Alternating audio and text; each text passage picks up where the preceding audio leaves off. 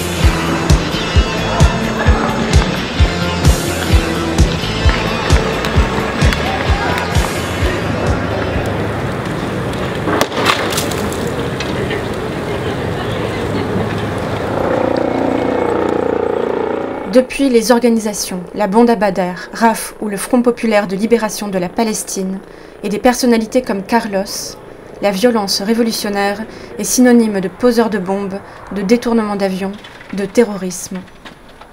La violence révolutionnaire est taboue, ou sinon considérée comme déconstruite, commise par une bande de casseurs anarchistes qui appartiendraient à des groupes dits radicaux. La violence révolutionnaire est marginalisée, criminalisée aux yeux de tous, même si inconsciemment, beaucoup d'entre nous peuvent tout à fait comprendre pourquoi une action contre l'inauguration de la Banque Centrale Européenne ne se passe pas dans un pacifisme total. « 10 000 militants de toute l'Europe sont attendus pour tenter d'encercler ce nouveau bâtiment le matin de son inauguration. Les forces de sécurité sont déjà déployées, des hélicoptères, des canons à eau et plus de 5000 hommes, soit plus d'un policier pour 2 manifestants.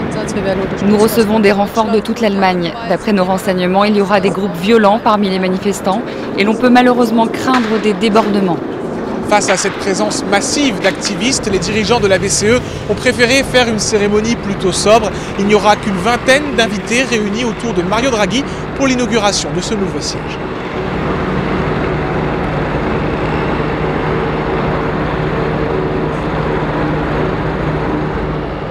La propagande du pouvoir est essentiellement fondée sur l'insécurité civile et la peur de l'autre. En Grèce, la peur du lendemain est devenue plus forte que la peur de l'autre. La révolution des mœurs par l'amour, la gratuité, la fraternité sont des formes d'action concrètes et puissantes. Toutes les formes de lutte doivent converger. Aucune ne doit être dénigrée.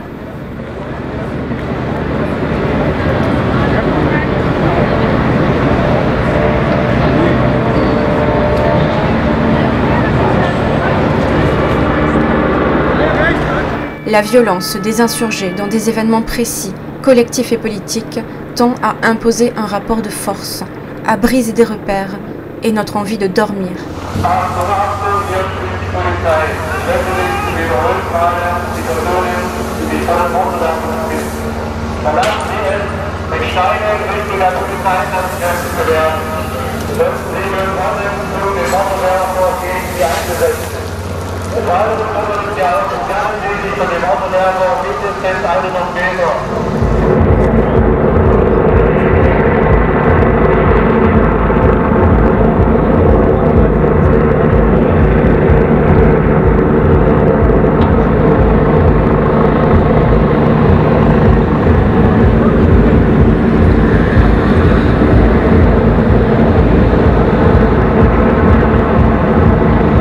Le symbole était parfaitement choisi.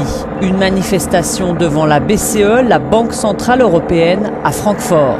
Une manifestation de 5000 personnes devant l'Institut monétaire européen qui incarne, selon les protestataires, les dérives d'un système financier irresponsable et cupide. C'est un bâtiment démesuré qui a coûté une fortune. Les dirigeants européens ont préféré investir 1,4 milliard dans cette architecture plutôt que d'aider les peuples grecs ou espagnols. Nous sommes ici pour protester contre une entité profondément antidémocratique qui n'est soumise à aucun type de contrôle, ni du Parlement, ni des gens, et qui est l'un des principaux acteurs de la politique néfaste de coupes budgétaires et d'austérité dans les pays du sud de l'Europe. C'est toujours sur nous que retombe ce que font les marchés financiers, c'est plus possible. De tout temps, dit cet homme, il y a eu des révolutions, le moment est venu pour celle-là. Nous, le peuple, nous sommes 99%, rajoute cette femme. Nous sommes ici pour la liberté, on ne peut pas être les esclaves des pouvoirs plus longtemps, ça suffit. Elle dit « C'est toujours sur nous que retombent les marchés financiers, ce n'est plus possible. » Il dit « De tout temps, il y a eu des révolutions.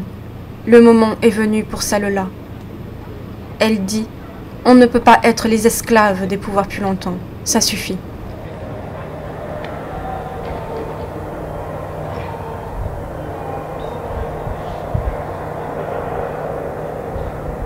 Und ihr dürft eure Meinung gar nicht sagen. So sieht's aus. Und wenn ihr eine habt, dann ist die eh korrupt und rechts. Je suis en train de faire une recherche sur les commandements. Qu'est-ce qu'un commandement et pourquoi les hommes commandent, pourquoi il y a commandement. Et c'est étrangement, je me suis aperçu que c'est un problème qu'on n'avait pas posé dans l'histoire de la philosophie. Il n'y a rien sur ça, ou presque.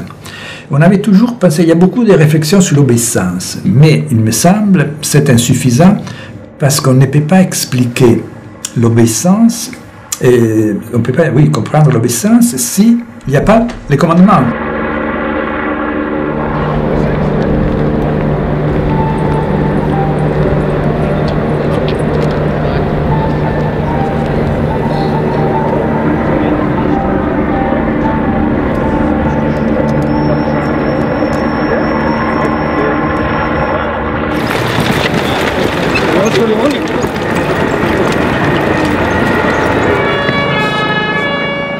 Ils nous font croire que le changement ne peut venir que du pouvoir politique, qu'il faut être intégré à son système pour agir ou décider. Ils nous font croire à la démocratie représentative comme seul horizon, aux élections comme seul moyen d'agir, à l'ordre établi qui n'est en réalité que l'ordre des puissants.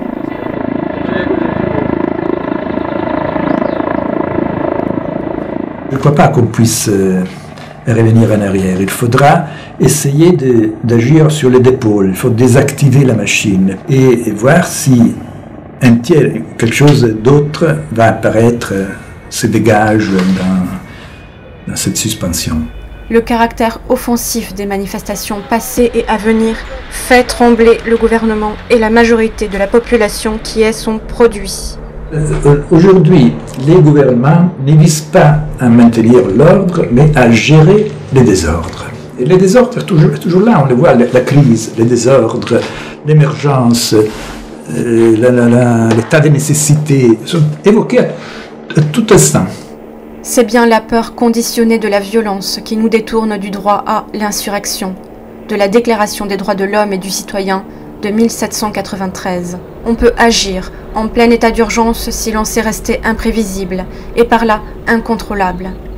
Un nombre assez grand de gens, dispersés dans toute une ville, peuvent réduire à l'impuissance un gigantesque dispositif policier.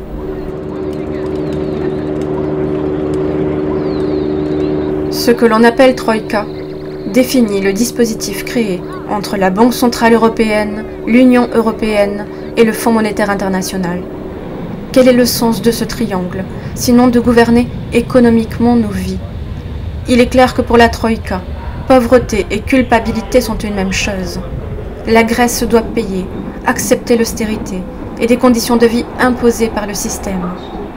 Visé à travers son exemple, il s'agit de nous faire obéir.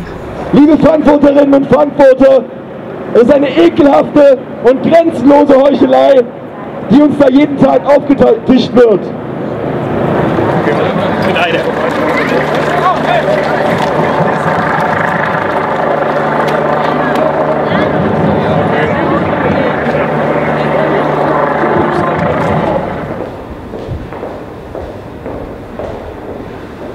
Die nächste Rationalisierungswelle rast unaufhaltsam auf uns zu. Was dem Menschen das Leben erleichtern müsste, wird ihn zunehmend überflüssig machen. Das ist seine grundlegende Gewalttätigkeit. Das gute Leben für alle ist zur naiven Floskel verkommen. Die Realität ist eine andere. Das wissen mittlerweile selbst die, die den Kapitalismus beschwören. Vom Menschen selbst gemacht, soll er uns als natürlich erscheinen. Eine Krise folgt der nächsten.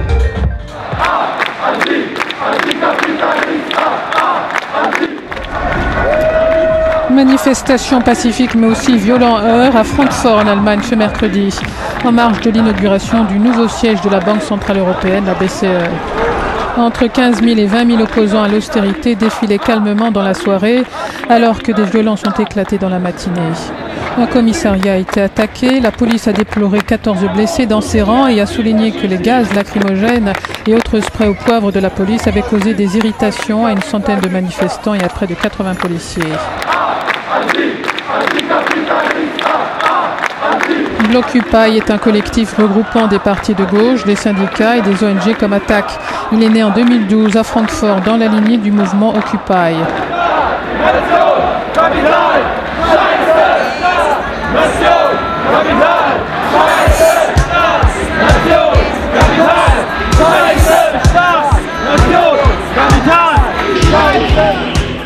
Dans un monde qui s'organise sur des valeurs obligatoires, qui nous aveuglent et nous rendent esclaves, d'autres ont choisi de passer à l'autonomie.